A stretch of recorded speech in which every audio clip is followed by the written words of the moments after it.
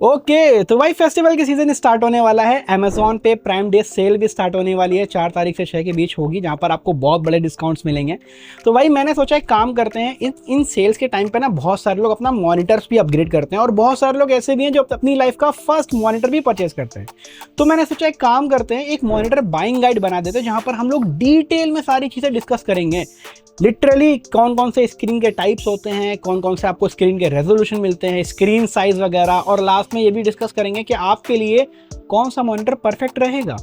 तो यहाँ पर इस वीडियो को आप लोग पूरा जरूर देखना अगर आप एक मॉनिटर परचेस करने का प्लान कर रहे हो, या अगर आपका कोई दोस्त वगैरह मॉनिटर परचेस करने का प्लान कर रहा है ना, तो ये वीडियो उसके साथ भी शेयर कर देना। नाउ आई नो आपके माइंड में हो सकते हो बहुत सारी कंफ्यूजन हो, बहुत सारे टर्म्स होते हैं मॉनिटर में लेने से पहले जो कि आपको देखने पड़ते हैं। उस सभी को अभी आप साइड पे रखो। सबसे पहले हम लोग डिस्कस कर लेते हैं पैनल टाइप के बारे में कि कौन कौन से टाइप के पैनल्स आपको मार्केट में देखने को मिलते हैं। सबसे पहले आता है ओलेड यानी कि ओलेड स्क्रीन वाला, उसके बाद आपको आईपीएस पैनल वाले मॉनिटर्स भी देखने को मिलते हैं, फिर आता है वीए पैनल वाले मॉनिटर्स भी, और लास्ट में टीएन पैनल वाले मॉनिटर्स भी मिल जाते हैं। तो बेसिकली मार्केट में अभी आपको 4 टाइप के पैनल्स वाले मॉनिटर मिलते हैं। और टीएन पैनल काफ़ी पुरानी टेक्नोलॉजी है और आजकल ऑब्सोलीट भी हो चुकी है। तो हम लोग वीडियो को थोड़ा सा सिंपल रखने के लिए ना टीएन को साइड में कर देते हैं, टीएन के बारे में बात नहीं करेंगे। इन शॉर्ट में बोलूं, टीएन पैनल वाले मॉनिटर्स को एट एनी कॉस्ट अवॉइड करना। इवन अगर आपको फ्री में भी मिल रहा हो ना तो मत लेना, बिकॉज उसमें कलर रिप्रोडक्शन और व्यूइंग एंगल्स बहुत ही बैड होते हैं, बहुत ही बकवास होते हैं। सबसे पहले ये डिस्कस कर लेते हैं कि ये 3 पैनल यानी कि ओलेड, आईपीएस और वीए पैनल में कौन कौन से पैनल किस किस काम के लिए परफेक्ट होते हैं। फॉर एग्जाम्पल, अगर आपका यहाँ पर प्रायोरिटी मीडिया कंजम्पशन है, कंटेंट कंजम्पशन है, तो आपके लिए जो सबसे बेस्ट होगा वो होगा ओलेड, और उसके बाद जो सबसे बेस्ट हो सकता है आपके लिए वो होता है आईपीएस, उसके बाद लास्ट में हो सकता है वीए आपके लिए भी एक अच्छा हो। इन तीनों में ही आप मीडिया कंजम्पशन आराम से कर सकते हो, तीनों में ही जो आपको कलर्स देखने को मिलते हैं वो काफी अच्छे मिल जाते हैं। ओलेड में सबसे बेस्ट मिलते हैं। आईपीएस और वीए के बीच में मैं टाई मानता हूं, बिकॉज आईपीएस पैनल में आपको कलर एक्यूरेट मिलते हैं, लेकिन वीए पैनल में आपको कॉन्ट्रास्ट लेवल अच्छा मिल जाता है, जिस वजह से मीडिया कंजम्पशन आपका हो सकता हो वीए में थोड़ा सा बेटर हो। लेकिन मैं जो जिस हिसाब से रेट कर रहा हूं ना, उसमें ओलेड सबसे पहले आता है, फिर आता है आईपीएस, फिर आता है वीए। दूसरी तरफ अगर आपकी प्रायोरिटी कलर एक्यूरेसी यानी कि आप ये देखना चाहते हो कि भाई कलर्स जो आपको मिले वो एक्यूरेट मिले, तो अगर मैं उस हिसाब से रेट करूं इन तीनों ही पैनल्स को, तो सबसे पहले आता है ओलेड। ओलेड में कलर्स वगैरह काफी अच्छे मिल जाते हैं। आईपीएस में जो कलर स्पेक्ट्रम होता है वो काफी ज्यादा वाइड होता है, तो आईपीएस में भी काफी कलर एक्यूरेट मिल जाते हैं। लास्ट में आता है वीए। वीए में जनरली कलर एक्यूरेसी उतनी अच्छी होती नहीं है, तो अगर आपका काम कलर एक्यूरेसी से रिलेटेड है तो वीए को थोड़ा सा अवॉइड करना, आईपीएस और ओलेड में ले लेना जो आपके बजट में फिट बैठ जाता है। उसके बाद अगर हम लोग थोड़ा सा बात करेंगे, अगर आप कैजुअल ऑफिस वाला काम करने वाले हो, जहाँ नोट्स वगैरह बनाना, जहां पर आप डेटा के साथ काम करते हो, तो आई थिंक वहां पर आपको ओलेड थोड़े से अवॉइड करना चाहिए। आपके लिए आईपीएस एक बहुत अच्छा ऑप्शन हो सकता है, वीए आपके लिए अच्छा ऑप्शन हो सकता है। ओलेड में क्यों मना कर रहा हूं मैं आपको बताता हूं। ओलेड जो स्क्रीन होती है ना, अगर आप उस पर स्टैटिक टेक्स्ट वाला कोई काम करते हो, जैसे कि आपने एमएस ऑफिस खोल लिया जहां पे ऊपर रिबन जो है वो स्टैटिक रहता है और आपका page, most of the elements जो आपके स्क्रीन पे होते हैं वो स्टैटिक होते हैं, तो ओलेड स्क्रीन में बर्निंग इश्यूज भी आ सकता है लॉन्गर ड्यूरेशन पे। हालांकि बहुत सारे जो ओलेड मैन्युफैक्चरर हैं वो इस प्रॉब्लम को सॉल्व करने के लिए अलग अलग टेक्नोलॉजीज यूज करते हैं, जैसे कि पिक्सल शिफ्टिंग वगैरह या लोकल डिमिंग वगैरह भी। तो ओलेड में आपको उतना इशू देखने को नहीं मिलता, लेकिन स्टिल अगर आप सेफर साइड पर रहते हो और आप जो ऑफिस वाला काम करने का प्लान कर रहे हो, तो ओलेड पैनल वाले स्क्रीन अवॉइड करना। एक्सपेंसिव वाले ले लेते हो तो ठीक है, लेकिन लॉन्ग टर्म में डैमेज होने के चांसेस रहते हैं। वेल नाउ आई होप अभी तक आपको ये आइडिया हो गया होगा कि आपके रिक्वायरमेंट के हिसाब से कौन से पैनल वाले मॉनिटर आपके लिए बहुत अच्छे हो सकते हैं। और मैं अगर बोलूं, अगर आप वैल्यू फॉर मनी के हिसाब से देखते हो तो आईपीएस सबसे अच्छे होते हैं, क्योंकि वो सस्ते भी होते हैं। पैसा अच्छा है तो आप ओलेड ले सकते हो, नहीं तो वीए से भी आपका काम चल जाएगा। नाउ यहाँ पर थोड़ा सा डिस्कस कर लेते हैं थोड़ा बहुत स्क्रीन रेजोल्यूशन के बारे में। देखो मार्केट में ना आपको जनरली 3 टाइप के रेजोल्यूशन मिलते हैं, 1080p, 1440p और 4K रेजोल्यूशन। तो इन तीनों में से आपको कौन सा लेना चाहिए अब मैं आपको बता देता हूं। देखो, अगर आप बहुत बजट में हो और आपकी प्रायोरिटी है कि आप मीडिया कंजम्पशन करना चाहते हो और जो है आप कैजुअली चीज़ों को लेते हो, थोड़ा सा वेब ब्राउज कर लिया, कभी कभी यूट्यूब वीडियो देख लिया या नेटफ्लिक्स वगैरह चला लिया, और थोड़ा बहुत आप गेम भी खेल लेते हो, मतलब चीज़ों को बहुत सीरियसली नहीं लेते हो, तो आई थिंक आपके लिए 1080p रेजोल्यूशन एक परफेक्ट ऑप्शन हो सकता है। इससे नीचे मत जाना। 720p यानी कि HD रेडी मॉनिटर्स आज भी मार्केट में अवेलेबल है, लेकिन वो वर्थ इट बिल्कुल भी नहीं है। 1080p is a bare minimum. अगर आप बहुत कैजुअली मॉनिटर को यूज करने का प्लान कर रहे हो तो 1080p रेजोल्यूशन आपके लिए परफेक्ट हो सकता है। लेकिन आप में से जिन लोगों के पास पैसा है, जो लोग मॉनिटर पे थोड़ा बहुत पैसा लगा सकते हैं, तो मैं उनको रिकमेंड करूंगा कि भाई आप लोग 1440p रेजोल्यूशन वाले पैनल के साथ जरूर जाना, बिकॉज उसमें जो आपको डिफरेंस देखने को मिलता है कंपेयरिंग टू 1080p रेजोल्यूशन, वो बहुत ही ड्रास्टिक होता है। यानी कि अब आपको पिक्सल ज्यादा देखने को मिलने लगे, जिससे कि जब आप गेम्स खेलोगे तो आपको बहुत एक्स्ट्रा डिटेल्स मिलेंगी। अब आप मीडिया कंजम्पशन करोगे तो चीजें आपको और भी ज्यादा क्लियर मिलेंगी। फॉर एग्जांपल अगर आप 2K रेजोल्यूशन वाले वीडियोस देखते हो या 4K रेजोल्यूशन वाले वीडियोस देखते हो ना, वो आपको बहुत शार्प मिलेंगे और टेक्स्ट बेस्ड काम करने में भी आपको काफी मजा आएगा। स्पेशली मैं 1440p रेजोल्यूशन वाले पैनल्स ना गेमर्स को रिकमेंड करता हूं, क्योंकि गेम्स आजकल इतने अच्छे हो गए हैं कि अगर आप उन्हें 1440p रेजोल्यूशन पे खेलते हो ना, तो आपको डिटेल्स काफी अच्छी मिलेंगी। FPS भी आपका जो पीसी है ना वो पुश कर सकता है, और 1440p रेजोल्यूशन में परफॉर्मेंस भी अच्छा मिल जाता है। तो विन विन सिचुएशंस हैं। अगर आप गेमर हो, आप पहले 1080p यूज कर रहे थे, एक बार 1440p जरूर यूज करना, आपको मजा आ जाएगा। लास्ट में यहाँ पर बारी आती है 4K रेजोल्यूशन की। तो मैं 4K रेजोल्यूशन वाले पैनल्स जनरली किसी को रिकमेंड नहीं करता अनलेस आपका कोई प्रोफेशनल लेवल का काम हो। फॉर एग्जांपल आप डिजाइनर हो, आप वीडियो एडिटर हो, या आप जो है थोड़ा सा मतलब कंटेंट कंजम्पशन करते हो, लेकिन आपको बहुत एक्सट्रीम लेवल का कुछ देखना है।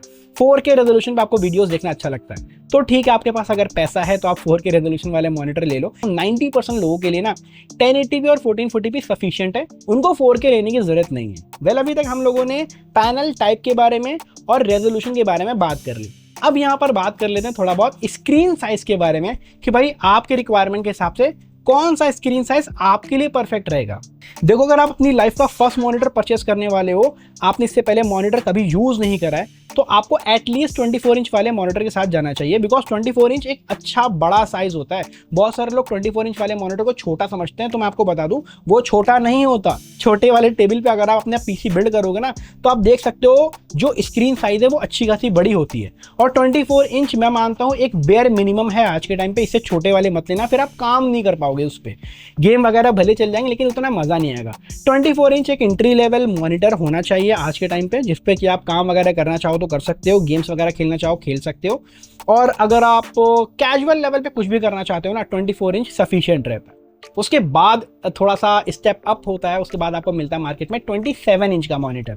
27 इंच के मॉनिटर में मैं आपको रिकमेंड करूंगा ट्राई करना 2K रेजोल्यूशन। अगर आपको 1440p रेजोल्यूशन अगर आपको मिल जाता है तो बहुत बढ़िया है, बिकॉज 27 इंच 24 इंच के कंपैरिजन में थोड़ा सा बड़ा होता है। टेक्स्ट जो है हाइयर रेजोल्यूशन की वजह से थोड़ा सा क्रिस्प दिखता है, और अगर आप गेम वगैरह भी खेलते हो तो आप गेम भी आराम से खेल सकते हो। 27 इंच काम करने के लिए और गेम खेलने के लिए परफेक्ट है, आपको यहाँ पर मजा आ जाएगा।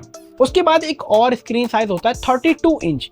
32 इंच मैं जनरली किसी को रिकमेंड नहीं करता, बिकॉज 32 इंच में आपका मॉनिटर केवल स्ट्रेच हो जाता है, और वो स्क्रीन साइज इतना बड़ा हो जाता है ना कि लिटरली आपको यहाँ से और फिर ऐसे देखना पड़ता है, तो फिर हेड का मूवमेंट भी इन्वॉल्व हो जाता है। 32 इंच कुछ ही लोगों के लिए ठीक है, ज्यादातर लोग के लिए 27 इंच परफेक्ट है।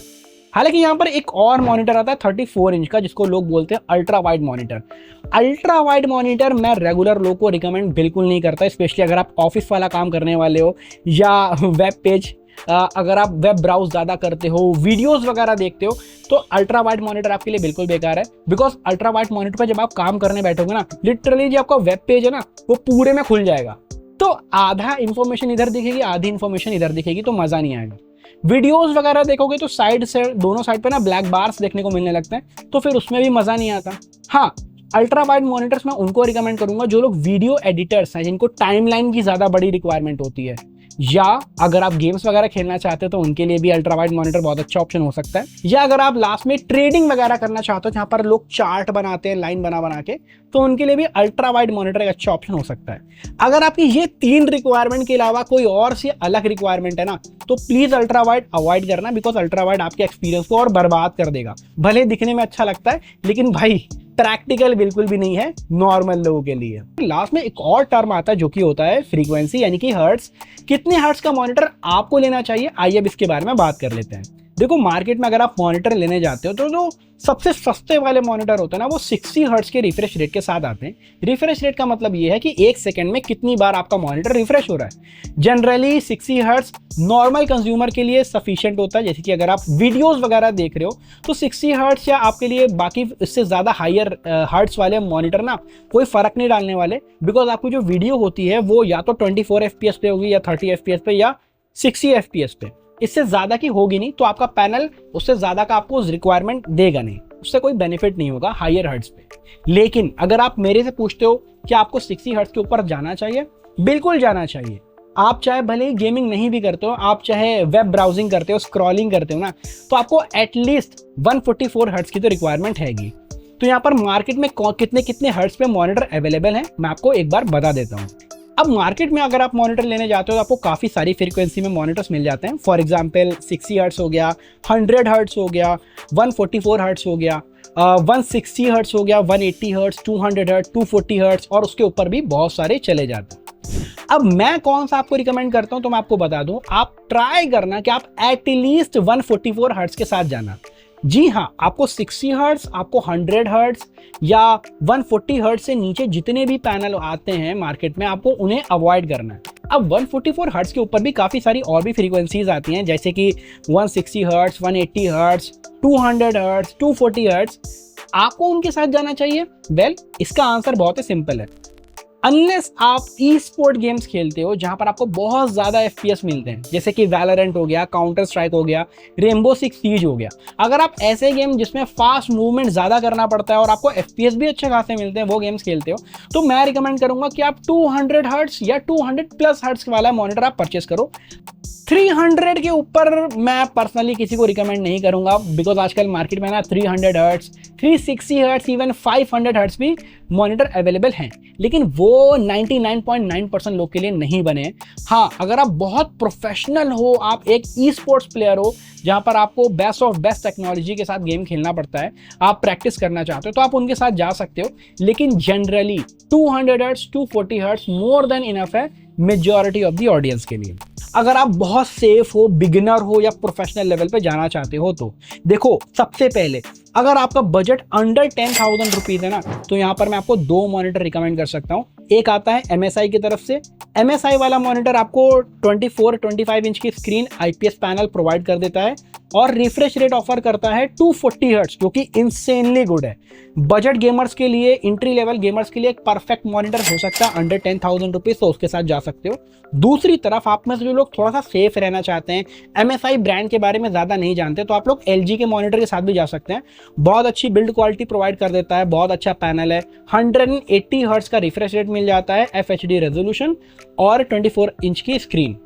अब अगर आपकी रिक्वायरमेंट थोड़ी ज़्यादा है, लाइक आप थोड़े से प्रोफेशनल लेवल पे काम करते हो, तो भी मैं आपको 2 मॉनिटर रिकमेंड करूंगा। यानी कि अब आप 1440p की टेरिटरी में आ गए हो, 1440p रेजोल्यूशन पे, तो पहला ऑप्शन आपके लिए अच्छा रहेगा, वो होगा क्रियो का ऑब्सीडियन, जो कि आपको 27 इंच की स्क्रीन प्रोवाइड कर रहा है, 1440p का रेजोल्यूशन और कलर गैमेट भी काफ़ी अच्छा मिल जाता है और 200 हर्ट्ज का रिफ्रेश रेट भी मिल रहा है।